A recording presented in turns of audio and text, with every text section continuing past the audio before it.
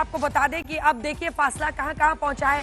Bharatiya Janata party 14 सीटों पर आगे चल रही है, 9 सीटों पर आम आदमी पार्टी, कांग्रेस 1 पर। तो पार्टी दफ्तर से हमारे सहयोगी जुड़े हैं, उनके पास भी चलेंगे। लेकिन नई दिल्ली से केजरीवाल का पीछे चल रहा प्रवेश वर्मा का आगे, जंगपुरा से तरविंदर सिंह आगे चल रहे हैं। मनीष सिसोदिया की सीट बदलने के बावजूद, अगर पटपरगंज के बाद जंगपुरा पहुंचने के बावजूद पीछे चल रहे हैं तो चिंता का सबब। लेकिन अभी इंतजार कीजिए, कालकाजी से आतिशी पीछे हैं और भिदुड़ी आगे हैं। पटपरगंज से आम आदमी पार्टी के अवध ओझा भी पीछे चल रहे हैं 2500 के माना जा रहा था कि ये सीट अब मुश्किल हो गई है आम आदमी पार्टी के लिए।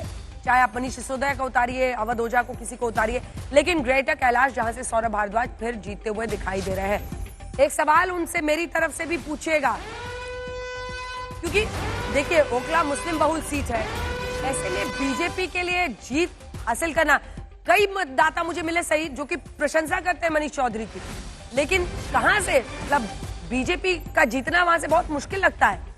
तभी हो सकता है जब एआईएमआईएम कुछ वोट काट ले, कुछ वोट कांग्रेस काट ले, तभी जीत सकते हैं मिस्टर चौधरी।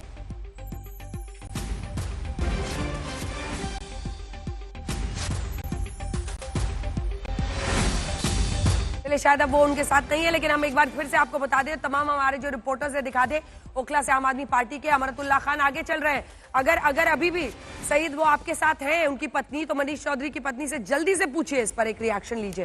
अमरतुल्ला खान ही आगे चल रहे हैं, अमरतुल्ला खान ही आगे चल रहे हैं। जब ओखला विधानसभा सीट से जब मनीष चौधरी जी का बीजेपी से नाम डिक्लेयर हुआ था भारतीय जनता पार्टी से, हमारी जीत तो उसी दिन निश्चिंत हो गई थी। हम लोग पक्के हो गया था, हम जीत के आ रहे हैं, बस हम लोगों का मेहनत करने का काम था। सो हमने चुनाव बहुत अच्छे से लड़ा। और जो कि आप कह रहे हैं, आप ओबीसी की जो पार्टी है, वो लोग जो डिवीजन होगा वो मुस्लिम जनता का होगा, हमारे तो फेवर में ही आएगा और वो आपके पक्ष में है। जितने ज्यादा वोट ओवैसी लेते हैं, जितने ज्यादा कांग्रेस लेती है, उसका फायदा सीधे मनीष चौधरी जी को मिलेगा। बहुत धन्यवाद हमसे बात की। कोई खबर एआईएमआईएम की तरफ से यहाँ पर चुनावी मैदान में उतारे गए हैं। अगर वोट कटता है, मतलब बंटता है, ओखला मुस्लिम बहुल सीट है, और ऐसे में अगर वोट बंटता है कांग्रेस और एआईएमआईएम के बीच, तभी बीजेपी का कोई चांस है, वरना बहुत मुश्किल है। अमरतुल्ला खान वहां पर आगे अभी भी चल रहे हैं। लेकिन मोती नगर से बीजेपी के हरीश खुराना आगे चल रहे हैं, ये खबर आपको बताते हुए। एमएल खुराना के बेटे हैं और इसी के साथ वो भी बड़ी उम्मीदें लगाए हुए हैं। राजौरी गार्डन से बीजेपी के मनजिंदर सिंह सिरसा आगे चल रहे हैं। मनजिंदर सिंह सिरसा बीजेपी में शामिल हुए, बहुत प्रशस्त तरीके से अब वो आम आदमी पार्टी पर हमला करते हैं। लगभग 3% सिख समुदाय है दिल्ली में, ऐसे में क्या उनका साथ बीजेपी को मिलता है। लेकिन तमाम खास मेहमान जो हमारे साथ जुड़े हुए हैं, एक बार स्टूडियो में आपका परिचय करा देते हैं। शशि शेखर जी हमारे साथ वरिष्ठ पत्रकार जुड़े हुए हैं, संजय कुमार जी हमारे साथ जुड़े हुए हैं, आशुतोष जी, संगीत रागी जी लगातार हमारे साथ बने हुए हैं। तो वहीं दूसरी तरफ हमारे साथ जुड़ रहे हैं प्रदीप भंडारी, भारतीय जनता पार्टी का पक्ष रखने के लिए बुराड़ी सीट से चुनावी मैदान में एक बार फिर उतरने वाले संजीव झा भी हमारे साथ जुड़े हुए हैं। और इसी के साथ अजय उपाध्याय कांग्रेस पार्टी की तरफ से एक लाइन का रिएक्शन, क्योंकि अब आज खबरों का दिन है, आज नंबर्स का दिन है। 17 सीटों पर फिलहाल बीजेपी आगे चल रही है। लड्डू वड्डू अभी से खाना शुरू तो नहीं कर दिया मिस्टर भंडारी?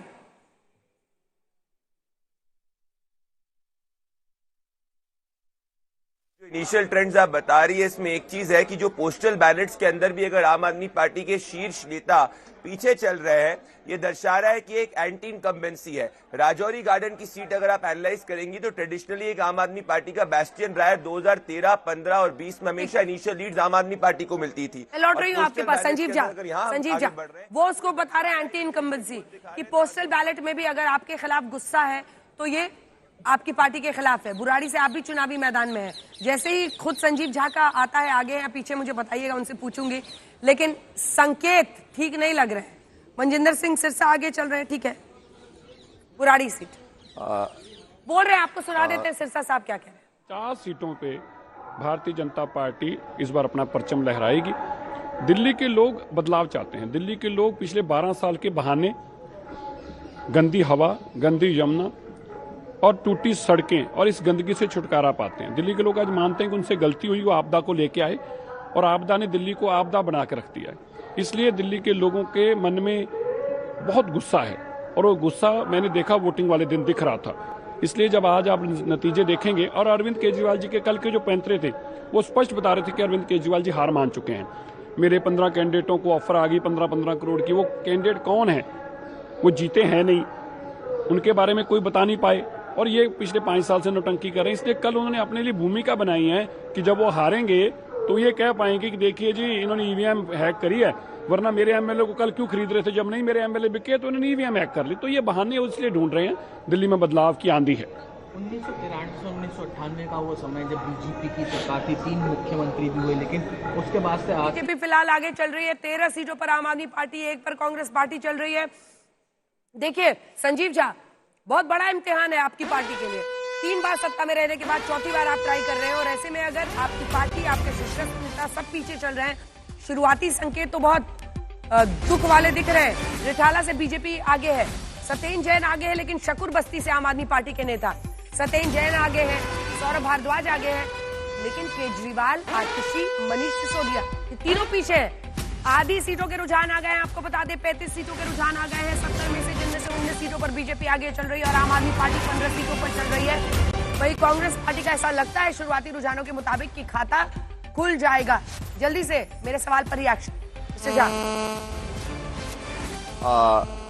देखिए अंजना जी, बिल्कुल ठीक कहा आपने कि मैं 4थी बार चुनाव लड़ रहा हूं और लगातार 3 बार बुराड़ी के लोगों ने अपने ही रिकॉर्ड को तोड़ा। मुझे उम्मीद है कि 4थी बार भी तोड़ेगी। लेकिन एक बात समझिए, बैलेट काउंटिंग भी कि स्टॉक मार्केट नहीं है कि खुलते ही काउंटिंग ऐसे जो आप आंकड़े दिख रहे हैं।